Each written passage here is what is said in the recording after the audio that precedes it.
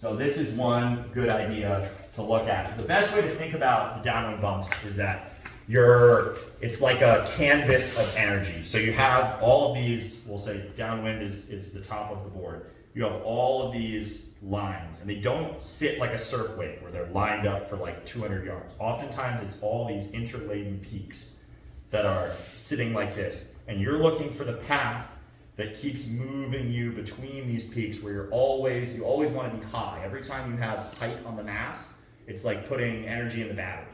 As long as you're high, that's potential energy you can use whenever you need it next. So you're always looking to get high and to travel across or down a bump. And what you don't want to do is just run into the bump in front of you. So one good thing he's looking at here is he has a trough to move to the left and a trough to move to the right. And if you look at this trough, it's kind of hard to see, but it's pretty small and like it pretty much ends right here. Where if you look to the right, you can see he has all this to play with. So he chooses to move to the right, and that pays off really well for him, just fading all the way across. And that gives him a super long glide here. And then this gives him his kind of next choice, where you can see oftentimes people would get really excited about that long glide they just got and be like, I'm on this train, I'm riding till the wheels come off. And that would have put him in a tough position, because as you can see out here to the right, this is like a dead zone. There's no bumps there, it's flat.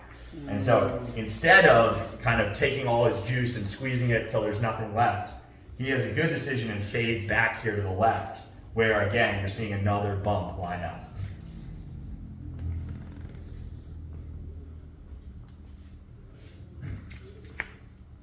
So you can see here, like, as he gets on a bump, he's staying reasonably high and he's just tapping and just letting the bump carry him. I think that's one big thing, is that it's really easy to panic and really easy to get too excited the moment you get on one and you start working really hard and you force yourself down on your mast and you can accelerate out in front of the bump very easily. You feel it in the surf when you're riding, where like you take off, you have a ton of speed, you bomb out in front of the wave, and then you're in the flats and there's no energy there. And you can do the exact same thing on a downwind bump. It's harder to tell because it isn't just this one wave with flat around it, but you do the exact same thing. So if you're high, always think of like, if I angle left, where does this put me? If I angle right, where does this put me? Do I have a path forward that's a nice, easy path of least resistance?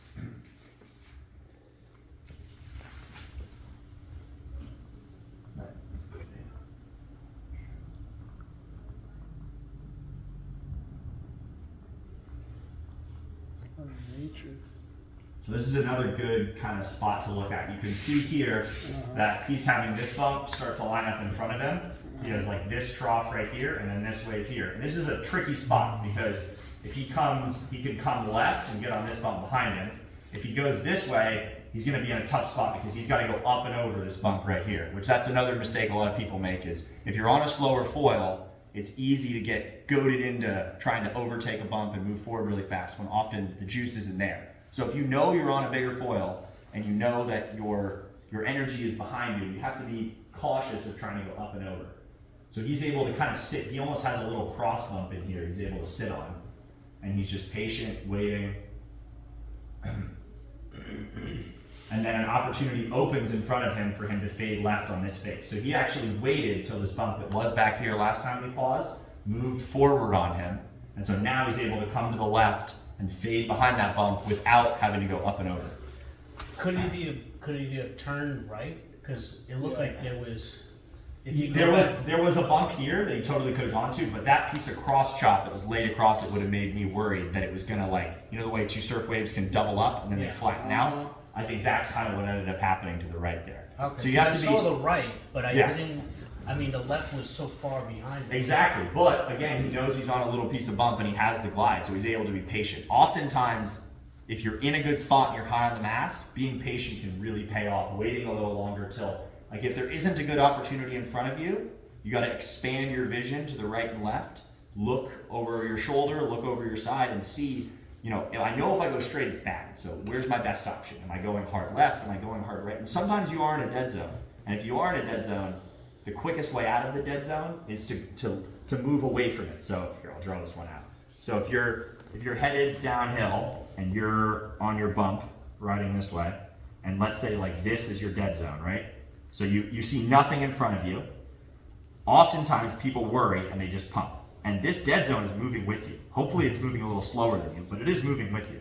So oftentimes the best thing to do is to make a really aggressive course change and look for, get out of the dead zone as quickly as possible. So it's an easy guide to think, I want to keep pumping downwind, that's my easiest place to pump, but you can often just sit in the dead zone and travel downwind with it, and kind of, if you only have 45 seconds of pumping energy to expend, the quickest way out is often an aggressive course change.